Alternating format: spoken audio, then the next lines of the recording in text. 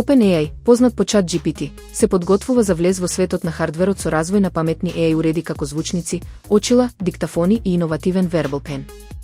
Производите се очекуваат до крајот на 2026 или почетокот на 2027 година.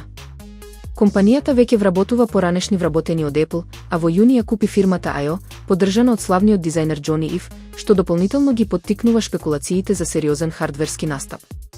Наместо класични уреди, OpenAI планира дискретни, преносни AI асистенти што ќе препознаваат околина и ќе функционираат во реално време, можеби отворајќи нова технолошка категорија покрај телефоните и компјутерите.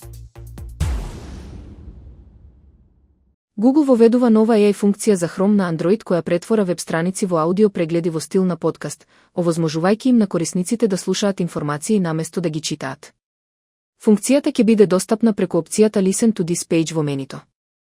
За разлика од досегашното гласно читање, новата опција користи вештачка интелигенција за да создаде интерактивен аудио преглед со два AI водители кои едноставно и детално ја објаснуваат содржината на веб страницата.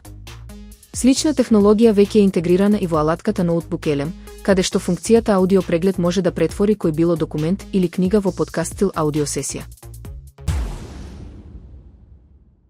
Мета започна глобално да ги префрла тинејџерите на Facebook и Messenger на специјални тинејџерски профили со вградени родителски контроли и построги безбедносни поставки.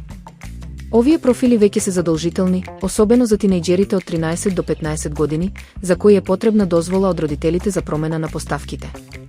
Профилите нудат ограничен контакт со возрастни непознати лица, можност за родителско следење на времето пред екран и увид во допишувањата на децата. Мета користи вештачка интелигенција за откривање на корисници кои лажат за возраста. Истовремено, Instagram го проширува својот програм за училишно партнерство во САД, овозможувајќи им на училиштата побрзо да пријавуваат малтретирање и други проблеми. Мета се уште се соочува со правни предизвици поврзани со безбедноста на младите корисници.